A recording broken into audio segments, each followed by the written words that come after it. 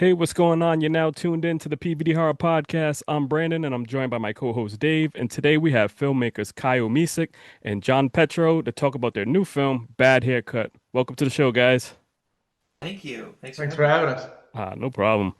Now, with you guys being involved in filmmaking for some time now, can you both take us back to the early years and discuss how you became interested in pursuing your careers as filmmakers? John, you want to start it off that one? Yeah, I've always loved filmmaking. My cousin and I kind of grew up together. So my cousin is the was the DP on Bad Haircut, also Okay. Reed Petro. Yeah. So I was like Spielberg for Halloween when I was 8, and I've always loved filmmaking. And yeah, after high school, we're from Michigan. I'm from Michigan. I kind of always told my parents, I'm like, I'm going to LA. I want to make movies, whatever. And so I like moved out to LA right after high school. Did not do anything in film immediately after high school, but I went Right. to. But yeah, so for me, it's kind of always been on my heart. It was something I wanted to do, and yeah, so I just got involved. Like my cut Reed and I kind of grew up making short films and doing festivals and stuff, and then kind of weaseled my way into a couple features, like just helping out here and there in the beginning, trying to get on sets, and then yeah, sort of did that off and on, and um, kind of gotten to different roles in different capacities, um, and then yeah, I started a production company like 12 years ago, and yeah, I mean, we can get up to speed with like Kyle and I meeting our paths sort of intertwined a number of years ago, and that's kind of a whole nother story. But yeah, for me, it's kind of always been a part of my life, and then it just accelerated like the last 5, 6 years. Okay.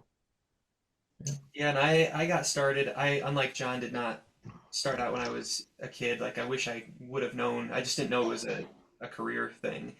But I mean, I always loved movies growing up, probably like every kid, and I was and still am a big Sylvester Stallone fan. Like I wanted to be Rocky. So for John was Spielberg for Halloween, I was Spielberg or not. John was Spielberg for Halloween. I was Rocky for Halloween when I Mhm. was about 5 years old, and so I just wanted to be Rocky, and those movies really inspired me more in a personal way than they did like to be a filmmaker. But then when I did become interested in filmmaking, then his story even meant more to me. But mine, I didn't get interested in filmmaking until high school, like my end of my sophomore year, right before my junior year, and I just got to. I think right before my sophomore year ended, I did a book project. I had to read a book, and my book was on Michael J. Fox. You had to either write a paper or make a book trailer, they called it. So I decided I'll make a book trailer because mine's about a famous person. There's footage out there. So my dad helped me. He did all the hard work of ripping the footage from Back to the Future and some of his interviews and things. And then, not knowing anything, I tried to cut together a little video of something for my book, and I had a lot of fun with it. And then played it for the class, and everyone clapped, and I thought, oh, I like this feeling of Pretty good. I've seen it actually. It's it's. pretty I good. mean, it was my very first thing I ever did, and it's pretty trash. But like for the time, I thought it was cool. And so for a while there that year, I wanted to be an editor. I would take footage from my favorite movies and just have my dad rip it, and then I would just practice cutting to like an epic song or Michael Bay soundtracks. Like I use a lot of Michael Bay movies. 'Cause I'm a big Michael Bay fan. Just action stuff, Rambo, just cutting clips. And that summer before my junior year, there was a independent small budget movie shooting down in a small town near us, and just through a connection of a friend, we got invited to help out on the set just as production assistants for a couple of days. And it was a night shoot. They had big lights and fog machines, and it was like a genre film. And it was just the coolest thing watching these two guys that were co-directing it. Um, just seeing them have the vision, tell everyone what to do. It's their script, their story, and they're getting to call the shots. And I thought, forget being an editor. I want to be the director. Like that's the cool thing. So Mm. from that point That's on, it was great. just kind of started making my own short films, and then both John and I made our first feature independently of each other at different times. We both were 19 when we did our first feature, Oh, and Yeah. so that was kind of the start for me. And then every couple of years, I did a feature film, another feature, and then in between that, just kept doing shorts and told different stories I wanted to tell, and met new people and tried to make contacts in the industry and take trips to LA and do whatever I could, write letters. And that's kind of my story, I guess, in a broad overview. So Yeah. Okay. Now, like you said, both of you guys created your feature presentations at 19. That's congratulations on that. But what are some key takeaways that you guys learned from those experience at such a young age? from the features in particular, or like Yeah, all from the films? the features, and then the short films, and Uh, then just leading up to that feature. yeah, Well, Johnny. I learned that I wasn't ready to be a director at 19. I can tell you that. Mm, Yeah. Uh, no, I mean, there's a lot. My role in this was some creative as well, but like it was, I was producing. So a yeah. lot of it's like managing people, relationships with people, um, and yeah, I don't know. I mean, specifically with that, I mean, I was really young. I was 19. I know, and so was Kyle. But like, um, I just kind of got sort of stumbled into a situation and was fortunate probably to be able to do it.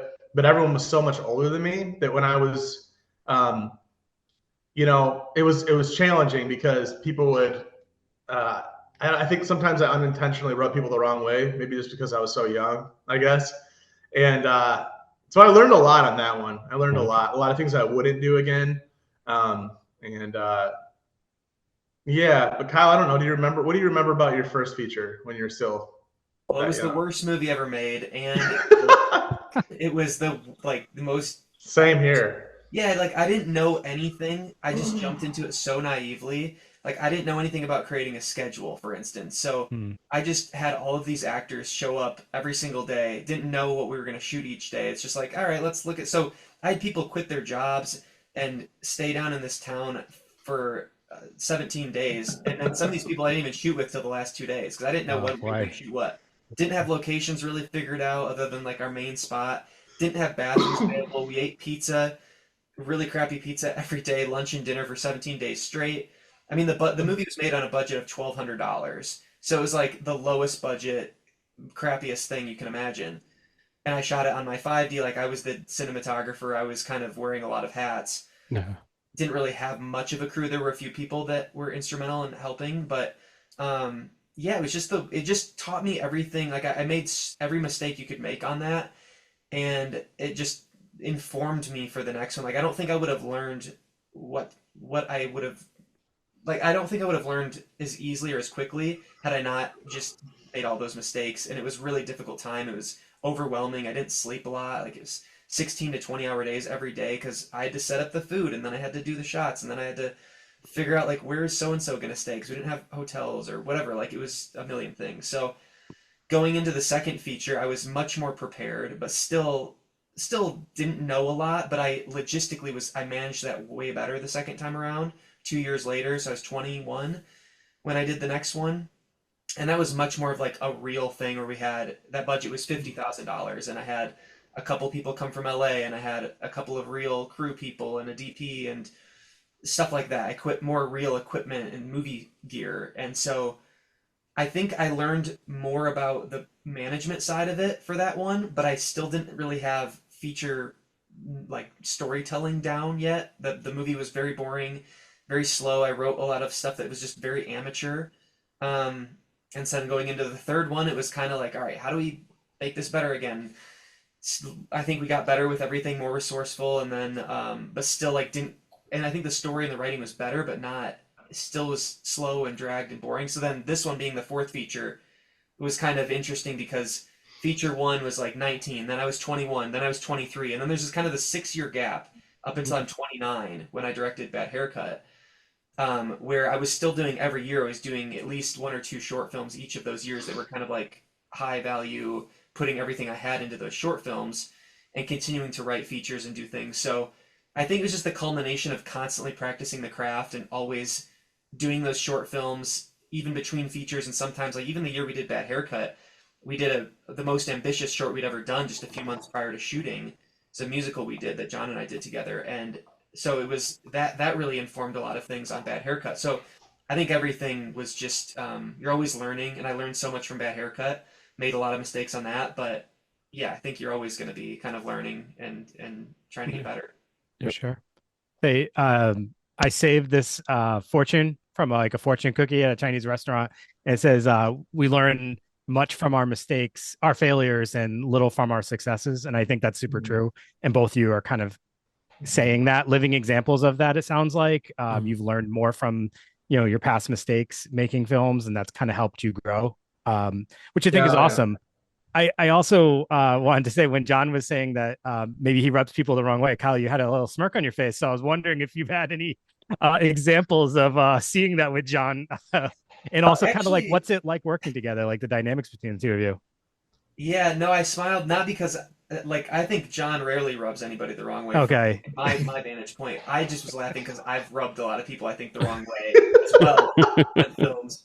It mainly bad haircut, honestly. Like just with the just when you're with a team for 6 weeks and people start to just kind of you get not a lot of sleep and people get Mhm. irritated and I'm sure Yeah. people get irritated with me. So it's kind of one of those things. I think the nature of being in leadership on anything, Sure. you're gonna not everybody's gonna be your biggest fan. So I think that's just why I was smirking when John said that. Okay. Relate to So we get along surprisingly well for yeah. having gone in the trenches together on every level for a lot of years. Our Okay. investor actually got on a call with us after a while, and he was like, "You guys are laughing and like you're like friends still." I'm like, "Yeah, like one of my best friends." He was like, "Wow." He's like, "Maybe we can do this again." He's like really surprised, that like we get Yeah, along well. Yeah, it's funny that's because it's awesome. hard. This stuff's hard. I think Yeah. it's important to have someone that's a collaborator that you just click with and are on the same page, share the same values. And for me, like John is like that person where, despite like he was the person that I was in the trenches with, like he was saying, we were just in it together, and we knew that we always had each other's back and could always count on each other. And like John never rubbed me the wrong way. I may have rubbed him the wrong way, but him and I, like we still we're constantly communicating on calls together all the time. We hang out all the time. So we're still like just the movie made us even closer of friends, which was really cool. And so I think it's important to have someone like that in your life that you can really count on and to make a movie. Everything out, yeah, everything will fall apart otherwise if you can't. And Yeah. you see it happen all the time. It does happen all the time. Yeah. Yeah, I agree. Oh, absolutely. I mean, it making a film, doing this work, you have so many different opinions and like Mhm. visions and stuff like that. You're bound to, have two people bump heads or just not agree on something. So to be able to like get through that and still have a close relationship, I think speaks a lot to both of you. Thank you. Whether you've rubbed each other the wrong way at any point in time, that really doesn't matter because you get through it, and I'm sure you're both better for it, which is awesome. Yeah. Kyle, you kind of mentioned Rocky being a huge influence on you, and like Michael Bay action films and stuff like that. Jon, I want to ask, like, what would you say are some of your like films that have been influential on you? And for both of you, like, what are some of your top horror films, if you have any? Yeah. Kyle? Well, to steal from John, like I know I mentioned Michael Bay and Stallone, but Spielberg is also my favorite director of all time. Like he is in my opinion the best and the greatest. And I love his movies. But in terms of horror movies, I'm honestly like I really am not much of a horror movie fan, generally speaking. Like Yeah. but I do like a good thriller, and so for me, that's kind of what Bad Haircut is. It's a thriller comedy, and the reason I wanted to do this movie not only because of the personal experience with a barber that the story was based on, but tonally, I grew up with this movie called Disturbia, a Shia LaBeouf movie that Okay. came out in 2007, and I just loved that movie because it was, as a teenager, it was like just the perfect kind of movie that my friend and I really loved growing up because it was the next door neighbors, like the serial killer, the pretty girl next door, you got the best friend character and then this romance thread and suspense, and it was just really funny too. So I just really liked that, and that was a huge influence on me in making that haircut, just tonally. Okay. I've got some. So I really like zombie movies a lot. I love Danny Boyle. I like the 28 series. I love 28 Days. I've got like the box set, 28 Weeks, Awesome. Okay. all that. Big fan of that stuff. I like I don't know. Some people might not dig. Like I like The Village. I guess that's a horror movie. Yeah, for sure. I like Megan, which I've seen recently. I'm trying to just think horror. And but yeah, but other movies, I'm also a huge Spielberg fan, but it's kind of, I've got a list somewhere on my phone of like all my favorite movies, but a lot of them are like, I love Jurassic Park. Yeah. I mean, these are like cliche, probably Twister, but I like A Time to Kill. I like Pleasantville. I like, yeah, I've got kind of like a whole list, but I was trying to think of horror movies. Ah, you're good. Yeah. Yeah. I think like closest thing I get probably regularly is I like a lot of zombie movies though. Yeah. Awesome. All right. So, Jon, you recently celebrated Small Business Day by creating an opportunity to support small businesses through a video project. Can you tell us a little bit about that? Man, they're doing some digging around here. That's good. I didn't even know what it is. Yeah. So my company is Innovative Media Group. And so at this point in my life, I sort of have two things going on, like career wise. I've got IMG and my team. So we do a lot of work for businesses, corporate companies, all kinds of stuff. But yeah, we did this like 6 years ago, but basically just the purpose is just to honor small businesses. Mm-hmm. So we put out like a contest, I guess, for lack of better. People could nominate businesses that they were proud of, or they felt should be honored.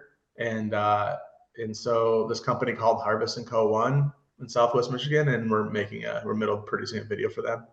That's awesome. Yeah. Now, is that just down for Michigan residents, or is this worldwide? Yeah, it was anyone. You Okay. know, we're from Michigan, so most people that were nominated, there were some other like states and stuff, but I think the focus was probably Michigan. Yeah. Okay.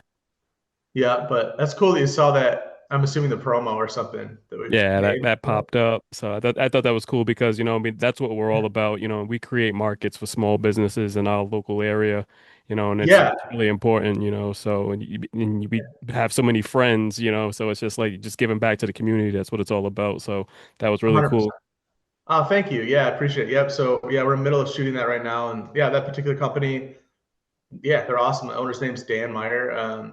They've crushed it. They went through a fire, got out of it, got through it, like family owned, and just have a really cool story. So we're really excited about doing that. And yeah, I feel the same way. I'm all about like the entrepreneurial spirit. A lot of my friends are entrepreneurs, and like I'm big on like empowering people and trying to. I think you need that community, right? Like I need people.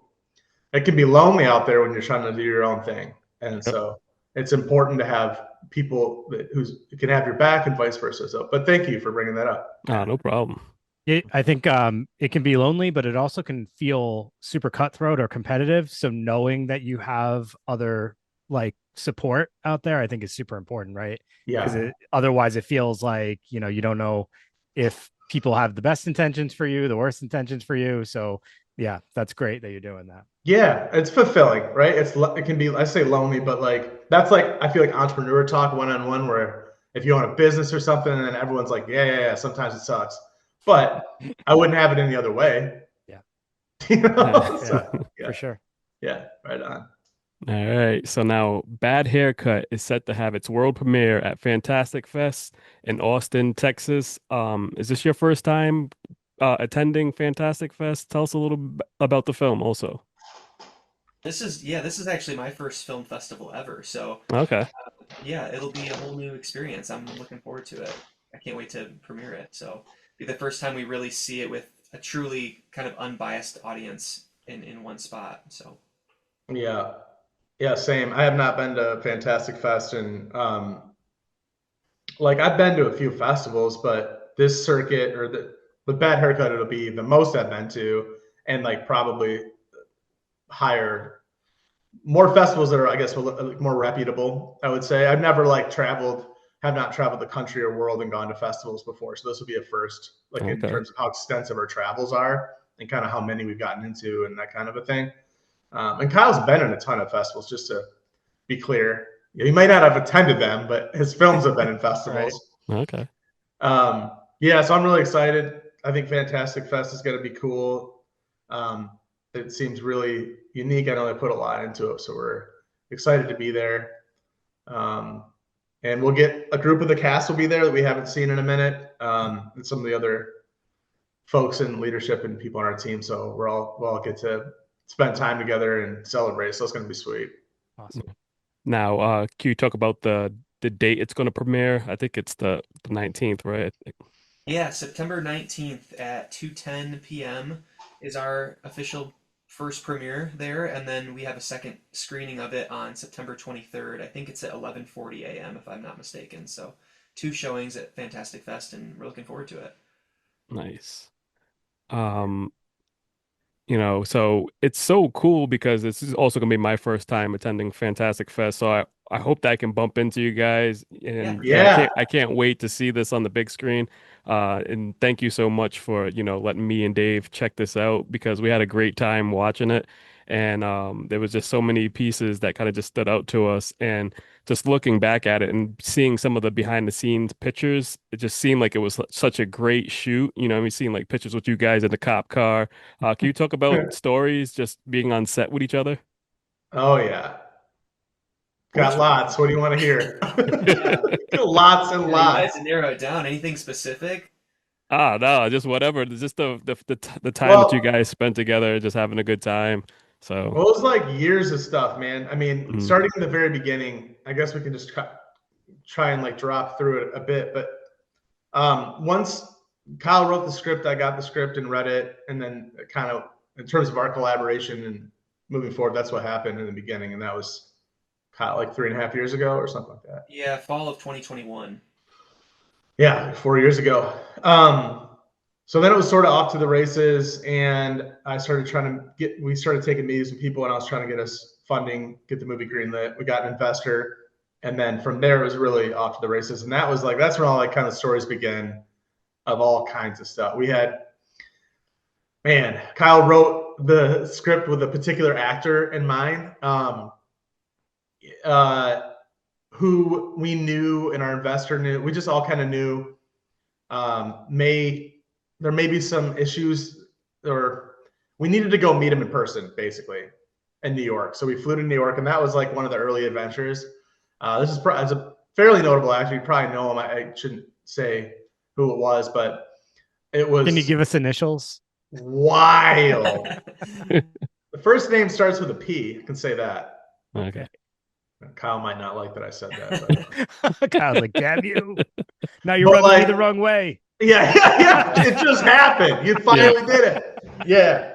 But that was crazy, dude. Like, Mm, he had all these kind of wild stories, and we had this wild adventure with this classy restaurant, and all these like kind of things that would be on like a reality show or a movie unfolded. And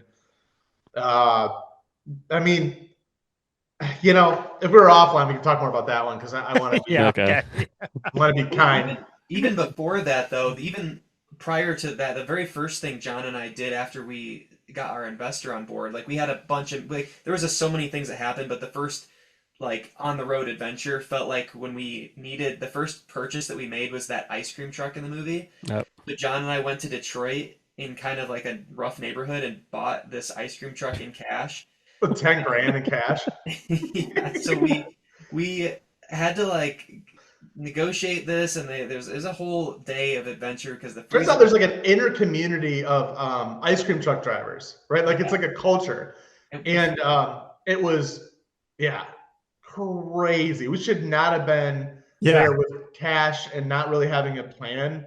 So anyway, sorry, Kyle. Who owns this now? The ice cream Well, truck. we do technically, like we bought it and then Where we is it? took off a cliff, and it's currently at the bottom of a lake. Yeah. Yeah. So Yeah. Done. but yeah, that was a crazy because we drove it and it broke down 30 miles into driving it back home. So then it's like caught on fire. We gotta tow it all the way back home. It was really expensive. Then we have to have a new engine put in it. So it's this whole giant thing. So there's just like one thing after another. But in terms of like production itself, yeah, I mean it was like an intense 6 weeks. I wouldn't say it was fun, but it was like the adventure of a lifetime because there was so much stress and so much pressure on us to get things done and have it be of this level of excellence we were trying to hit. and we knew we were trying to do something that was really difficult with an indie movie where you're doing it on a very small budget. We were trying to achieve like a studio look in terms of Mm. our lighting. We built sets for this. Like we didn't shoot. We shot a couple things on location for the exteriors, but everything that was interior was a set that we had to build because we wanted full control with lighting. We wanted to shoot with a dolly so we could pet up and down and smooth like real, Spielberg type kind of stuff, not just handheld and not just on tripods. Like we want to make this feel legit. So everything that we were doing was kind of stacked against us because it's hard to achieve that stuff when you're on a tight timeline and a tight budget. But we tried to be strategic and hire a good team and schedule things as best we could and try to pull it off. And so yeah, I mean it was an intense 6 weeks, very, very stressful. We, yeah. Yeah, we were lucky with it. We did a cast sheet. We could talk about that a Yeah. little bit about casting. We auditioned, I don't know, like over 1,000 people and narrowed it down. And we can, if you guys want to get to Frankie, we can get there. But he was actually like, Yeah. that was a whole series of things. I kind of mentioned the first actor that we went to visit in New York. Then we had another also fairly notable actor that we had to get a visa for, and that was a whole long process. And he was out of the country, and then he unfortunately had a health issue, almost died. He's fine now, but he almost died not long before we were going into production. And so that was, and then on top of the actor strike happened right, like weeks before production. So we had to get a waiver, and we were doing all this stuff. Like we had people in LA going to the SAG offices. Kyle and I were going in Chicago. We had a rep that we were blowing up all day and emailing all day for weeks and weeks and weeks. Like literally we were in person with SAG, Kyle and I, and she's like, listen, like big movies are not getting waivers. Like you're not probably going to get a waiver. And we had all these sets built in a warehouse, like a little mini sound stage. We had bought the ice cream truck, all this money already invested. And it was this one piece of paper, that was like holding us back. And so we were literally hours away from having to cancel all the flights it was like the day before all the actors were flying in that we actually got the waiver. So it was like a miracle that we even went into production. But one thing so that, talk about stress and crazy stories. Like Kyle, I have footage of him calling back the actor that we went to New York to visit, who we knew would probably derail the whole film, like a week or two before we started, just because out of pure desperation. Like we didn't have anyone like as the lead character in the film. So that whole part was also miraculous that we were able to get Frankie. But anyway, having said all that, I think one thing, I mean, Kyle, you can talk more about casting, but I think we got really fortunate with that. Yeah. The actors. But before you guys go on about casting, can you maybe give, either one of you, would you be able to give us a brief synopsis of the film for listeners, just so they kind of have an idea of like what Bad Haircut's all about? Yeah, kind of the log line of it is when a college kid goes to get a haircut at a new place, he discovers that his barber is a psychopath. So basically a little bit, if you want me to draw that out a little bit more, it's this college kid and his friends drag him to this new haircut place that they go to because he's suffering from low self-confidence, getting rejected by girls at this party and made fun of, and they're like, listen, we gotta change this kind of look you've got going on here, and it starts with getting a haircut. So that's kind of the genesis of it. And then his barber just turns out to be this crazy, eccentric, bizarre personality, and it turns into this big adventure in the worst day of his life ultimately. But it ends, it's redemptive. Yeah. Yeah, hopefully it's a fun ride, hopefully as well. Oh, it definitely is. It definitely is. But I need to know, have either of you had unusual experience at a barbershop that you would be willing to share with us? Like, what was the inspiration behind creating this film? Yeah. Well, like I mentioned, the barber is based on a real barber that I had in college, and so that was kind of what sparked this whole idea for the script. I just always thought this guy was a character and that he belonged in a movie, and the guy in real life. And so I knew this guy. Like I knew his little catchphrases, I knew how he moved, I knew what he'd say, I knew his voice and his look. And so a lot of what you see in Act 1 are things that happened to me, like the taco bit, like getting your hair The cut. taco bit was real? Yeah, like he left midway through just because he wanted tacos, and like Yeah. he came back and we watched this movie on his TV. And so like it wasn't like Oh. I don't remember exactly what the movie was that we watched, but so I altered it for the sake of the story in the movie. But that happened.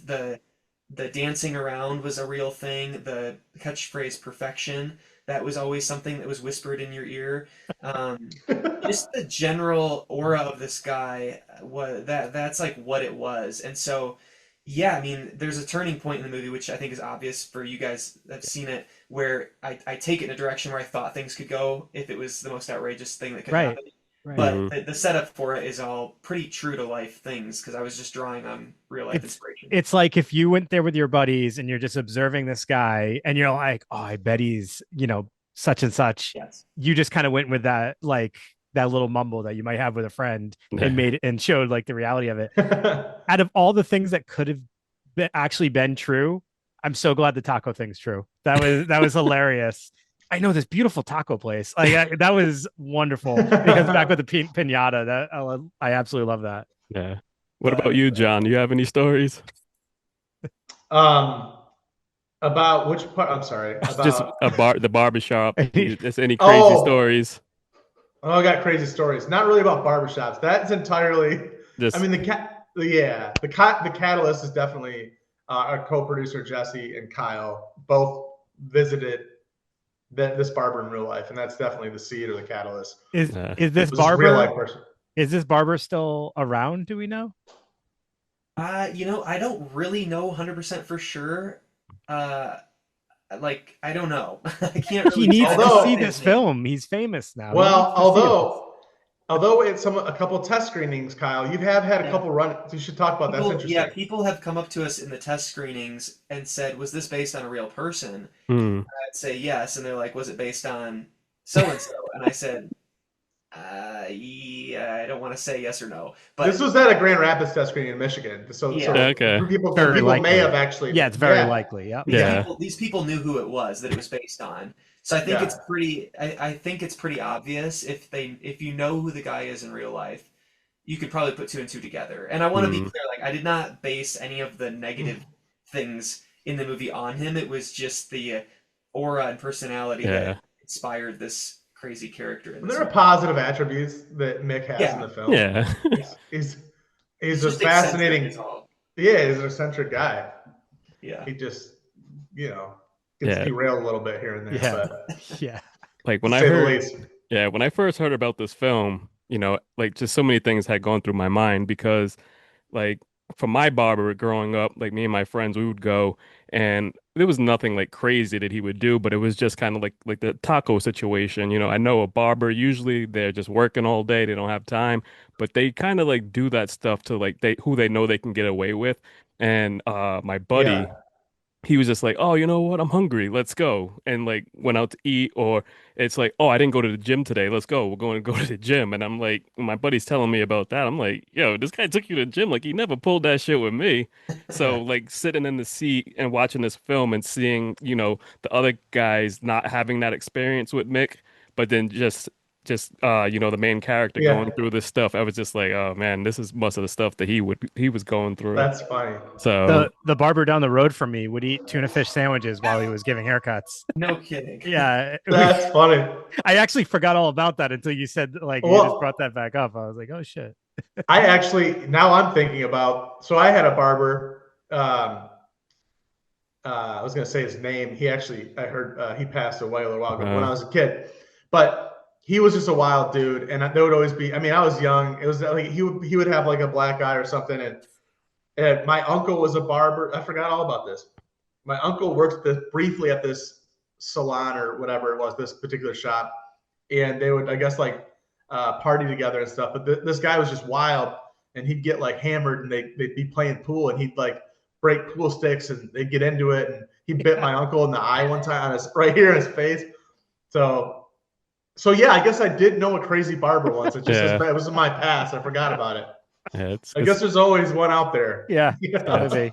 it's crazy. That's why Dave. That's why I shaved my head. I You didn't know have you're time done with it. because it was like he would also, when you call for an appointment, and it was just like, all right, yeah, come at 5, and then you have like six other people sitting there. And I'm like, dude, I don't have time to wait all night. And then so that's when I just started shaving my own head.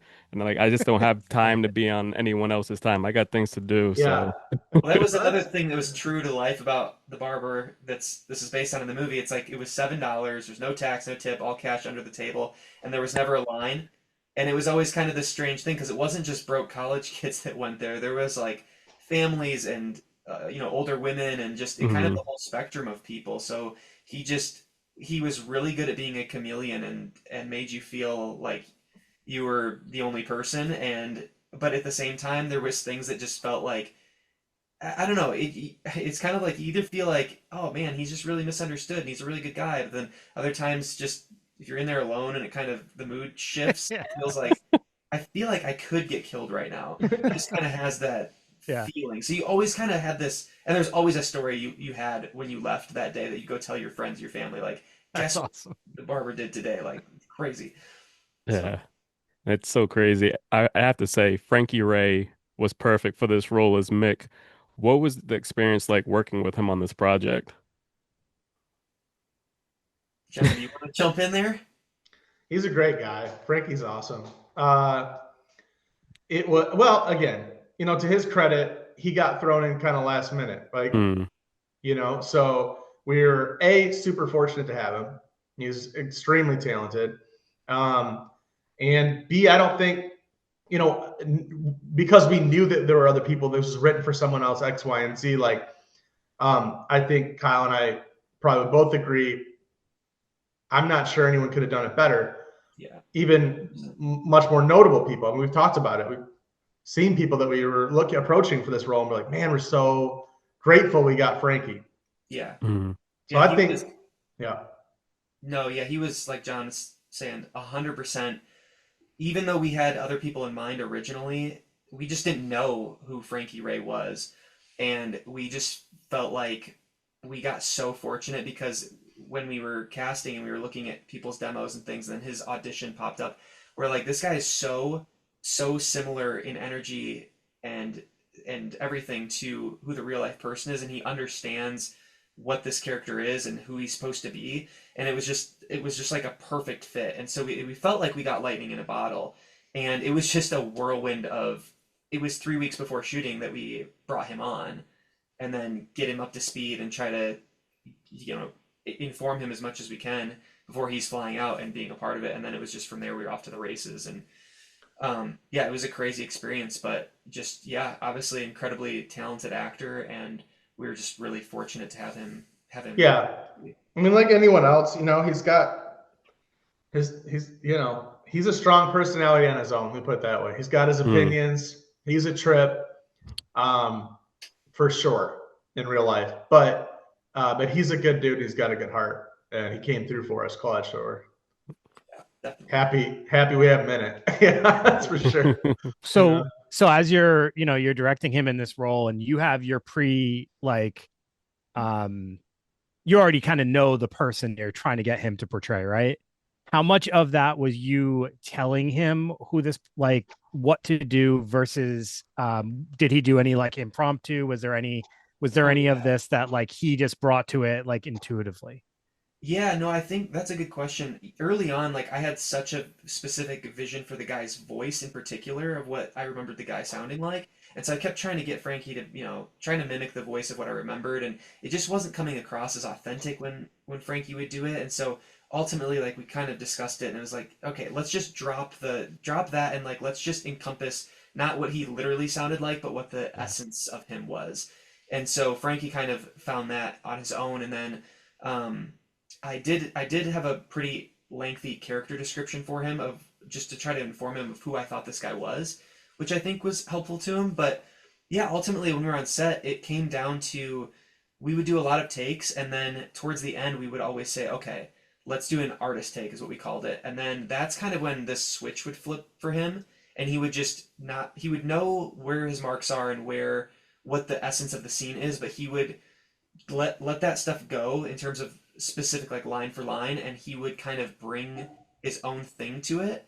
And those were the best takes. Like so many of those made it into the movie where it was essentially like I don't want to say it was fully improvised, but like because it was based on what is on the page to a degree, which I guess is still just improvising. But yeah, he would take so much liberty with it, and so many magic moments came out of that. I mean, you could probably point to any scene.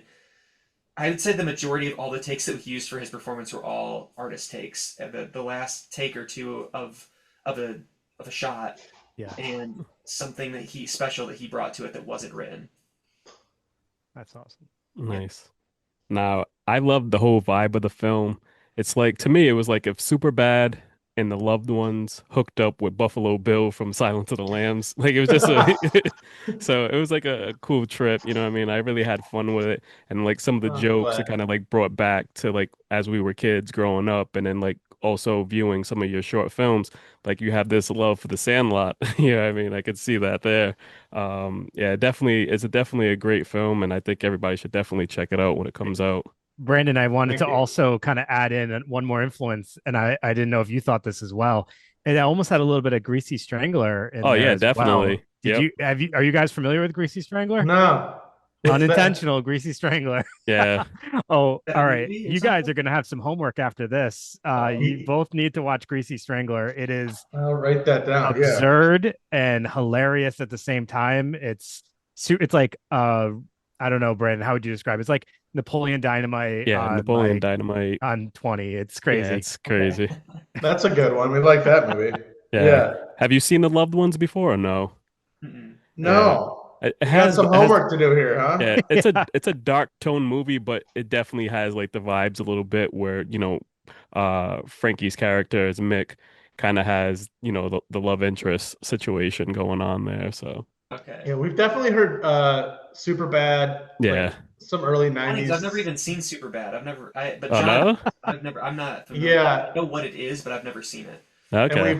we've heard obviously Buffalo Bill. I mean, I think that one That Yeah. one, that checks I did, out. yeah, that Yeah. was more of a reference for me in terms of like character and look and not well, I guess. I mean, it was all based on the real person, But but we did. there was a scene, and I thought you were gonna go full Buffalo Bill when he's like when he Yeah. changes and you didn't, but I was like, wow, that would the setup was like, I think he's gonna do it, and I'm glad you didn't.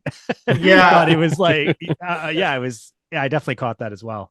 I Yeah. think that hopefully there's a lot of those moments where, I mean, hopefully it's unpredictable and not predictable. But there's moments where it's like, man, almost, I feel like this could go, like Yeah. keeping people on the edge of their seats. Like, hopefully there's enough of that where it's like, Oh, holy shit, this is I going to mean, be. I think Brandon would attest to that too. I think on both of our ends, like there was no part in this film where I felt like I knew exactly what was coming next. No. Most of the experience of the film felt like it could go this direction or this direction. I don't really know which way, from start to finish. So yeah, definitely keeps you guessing as to what's coming next. That's It's cool. awesome. That's cool. It's hard for us to remove ourselves from it because we're just Yeah. in it. So Oh yeah. we know all the turns that happen. So it's kind of Yeah. fun to hear people who have no idea what they're getting themselves into, what their perspective is. So Sometimes I wish I didn't. That'd be cool to be able to see it. It's just, Yeah. Well, and you guys are going to be able to do that vicariously through watching the audience's reactions at Fantastic Fest, which will be very Hmm. cool, obviously. Um, yeah, I'm but stoked. but another way to do that, and Kyle, I hope this is okay for you to share because you shared off air something, and if you're not comfortable sharing it, just let us know. But you already did do a little private screening Mhm. in front of a kind of an unorthodox audience. Would you share that? Yeah, so we did. Are you talking about our private test screening we did in Michigan? Yes. We Yeah. did Yeah, two of them. Yeah. yeah. So we did a night of private test screenings back right when we finished post production last year, and it was really cool because it gives you an opportunity to see it kind of through a fresh lens, like you're saying. You get to kind of see it vicariously through other people, and you witness it differently. Just I don't know how it works, but you just feel when things are kind of lagging or this is what. So we took that whole test screening and we did anonymous feedback cards and everything, and then we took the feedback that we got, and then that really, and we could also feel it in the room too at that Yeah. point, but the cards helped kind of verify sections where it's like, all right, we got to trim this out, tighten this up, remove this, let's tweak this, and then get the runtime down a little bit. So that the cut you guys saw is the latest, the final Okay. version, but Okay. it was like, I don't know, 15 minutes longer before, and I'm glad that we cut Yeah. it down because it really helped a lot. But And the audience you did it in front of was familiar with you, but maybe not what kind of film you were creating, right? Oh yeah, yeah. I don't. Oh, I guess I I know what wouldn't you're want to talking talk about about. that on air. I don't think. Sure, no But problem. But I yeah, just think that's cool. Like so Yeah. people to like have an idea of who you are, but then you do something kind of like that maybe is unexpected. And it's cool to kind of like for people to see that you're not just one thing. And I think that's all of us, right? But yeah, no, I won't push any further. But that that's a great thing for people to also understand the process of how this works. You do a few test screenings and the film's not even finished at that point because that's where you start to like really go to work with some of the editing and figuring out like, all right, what hit, what didn't hit, and what will make this story kind of come together better for the next festival or whatever. I mean, it definitely wasn't my grandparents' cup of tea. They were there yeah. at one of the, and some aunts and uncles I had and stuff like, yeah. So, but aside from that, I mean, I think we had a pretty good test group. Like we did it in LA, and then we also did it in Michigan, and so I think we had a good pool of people to That's pull awesome. from, Yeah. and it was good. But yeah, no, I mean, it's just one of those things. It's like anything else with art, like not everyone's gonna dig. Yeah, in this instance, like you don't know what everyone's favorite genre is. Like we didn't have control over, just getting people that are that's why this will be so much cooler at Fantastic Fest. And even that exists within a festival like that. Like is Yeah. when you look at even a genre like horror, there's so many different subgenres, right? So Yeah. one person might really like slasher films and another one really might like horror comedy. And if you like horror comedy, and obviously this is your cup of tea. Yeah. If you like slow burn psychological films, this might Yeah. not land for you as well. But I mean, I'm sure you'll still have takeaways that you can appreciate and enjoy. So yeah, I mean it's like that everywhere. Yeah. Are you guys actively already working on other projects, or are you guys kind of just experiencing this for now and kind of taking a break? Yeah, no, we've got a few things going on right now. We have obviously our goal right now, main goal is distribution for this. So our sales agent has been working on that, and the festivals are obviously happening now. So that's kind of I think we're in full swing with all of that. But yeah, we have our investor that did Bad Haircut with us is actually partnering with us again to do a new movie that we'll shoot in Montana, and that'll be a feature. We don't want to say too much about it yet because it's still like super early on, but it's a kind of a surreal drama, and so we're really excited about that. Something unique and different that we haven't really done before, and think is fresh, a unique idea. But we have that going on, and then we're also pursuing a documentary that again like Bad Haircut was one of those things where I mean I think also for John not generally something we gravitate towards. But I mean, that movie was really made for, to me, teens and young adults. Like that was kind of our target audience, Bad Haircut. But we found that it's resonated with a lot of the older generation too, a lot because of the soundtrack that's in it is a pretty like awesome soundtrack, I think, with the songs that we have in the movie. But Yeah. anyway, doing a documentary was never really on my radar. But Larry Hankin, this character actor who's actually plays Gus, the hot now employee in Bad Haircut, he's been around for a long time and has been in a ton of movies and TV shows like Breaking Bad and Home Alone and Seinfeld and Friends and Billy Madison, tons of stuff, Escape from Alcatraz. So he's had a career for like 60 or 70 years in the entertainment industry.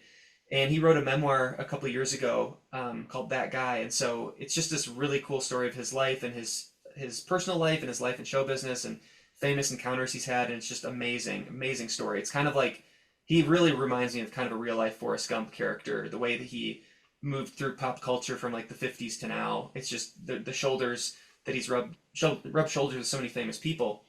And so we're making a documentary about his life, which we're really excited about. Very And then cool. John, you can talk about the TV show if you like. I would have spoke more about the other. Yeah, no, it's a series. Also pretty early on, the pilot's pretty much locked in, contrary to what Jesse believes. I'm just kidding. So Jess is a co-producer and one of our partners also. And we've been kind of dialing in the pilot episode. But so it's a series. It's an 8-part series. Yeah,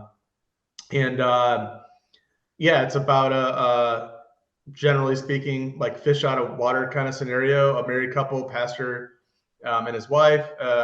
They moved to like a sort of like small town, and it's like a dying congregation, this church, and so it's a comedy, but certainly not like super like heavy on the faith side of it, but also not, it doesn't make a mockery of faith at all. So so it's sort of its own thing. But I don't know if you've ever heard of a show like Schitt's Creek. Yeah. Yep. It's kind of like got that vibe, right? But we all like a show called The Studio, which is on Apple TV right now, with Seth Rogen, and so it's sort of, we like that style and that structure. So kind of, I guess our pitch was like those two shows combined. They're very different shows, but probably more like Schitt's Creek. But yeah, it's kind of like them navigating this wild situation in this sort of small town, and all these kind of over the top scenarios that present themselves. And I think at least the pilot, I think it's really funny.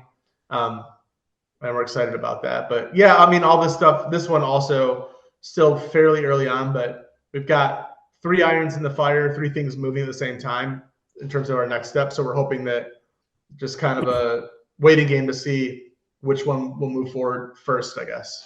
Awesome. Okay. Awesome. Now, I just have to throw this out there again.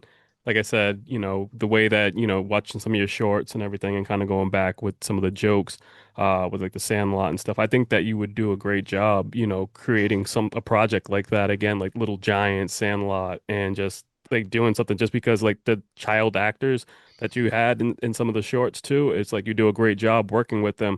And we're definitely missing films like that from back in the day, like, Problem Child and stuff like that. So I think that Yeah. So I think that you guys could do something with that, you know what I mean? Because from what I seen in that short, what I mean, I'm like, all right, I wanted to see more of something like that. So just throwing that out there for you guys.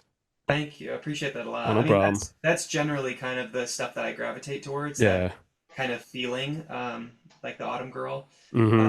Which is funny you mentioned, like they do reference that in Bad Haircut. They reference the Sandlot, Yep. but that wasn't something I wrote. That was something those guys came up with on the day, Oh, Okay. because they whatever was written, they were like, we can make this funny, or we have an idea. So they just like came up with something. They gave me like 4 options, and then I was like, all right, I like that one. So they're like, we figured you'd like this one. All So right. they did that little bit there, but that was all them. nice. But yeah, I thank you for that. I appreciate it. I love that short that we did as a team. That was 5 years ago now. Mm-hmm. But it's one of my favorites still. Awesome. Yeah. Can you share with our listeners and our viewers where to find you guys on social media? Well, LinkedIn for Kyle. yeah, I'm actually not really on social media, but our movie is Instagram. It's at Bad Haircut the movie, and that's kind of where they can keep up to date on Bad Haircut and when it will be released and all that kind of stuff. And then, as far as me personally, I'm on LinkedIn. I know it's kind of lame, but I'm there. Also on YouTube. Our channel name is Throwback Pictures, and that's generally where I put up our short films and things like that. So Okay. yeah. Make sure you give a follow. I am on Instagram at petro.jon, Jon. So Jon Petro. Yeah. And then the big thing is we want to keep the momentum going with the Bad Haircut Instagram, especially keeping everyone posted on what the future looks like for the film and when it's going to be released and where, that kind of thing, which we're excited about. Yeah. We're really excited. So All right. Well, thank you both for spending this time with us, talking all things Bad Haircut and, about your careers and, kind of giving people some inspiration to, just take chances and, don't give up, even if you create something that like didn't come out the way you want, learn from those things and keep growing as, in your trade. So I think there's a really inspiring story behind that. So we appreciate you guys kind of sharing that for us. Yeah. Hey. Thank you guys for having us on and letting us talk about Bad Haircut, because we're really proud of it and really excited to share it with the world, and honored that you guys took the time to watch it, and excited for everyone else to see what they think. So yeah, thank you guys, and for what you do as well. I mean, No shining a problem. light on people that are doing this stuff is an awesome thing, and so we're grateful for your time as well. And Thank you. Yeah, it's thanks. good stuff. So everybody, make sure you check out Bad Haircut when it is available for you. But the first way you'll be able to see it will be Fantastic Fest on September 19th, you said? and the 23rd. Yes. So if you're around Austin, Texas, and you can get to Fantastic Fest, make sure you do so. If you're there, make sure you say hi to John and Kyle, and also say hi to Brandon because he will be there as well. We got to hang out for sure. Oh, yeah, We need to get definitely. together. Yep. Yeah, okay. All right, everybody. Thanks for tuning in. We will be back next week with a new episode. Thanks, and see you later. Takes a lot of love for a person to do this.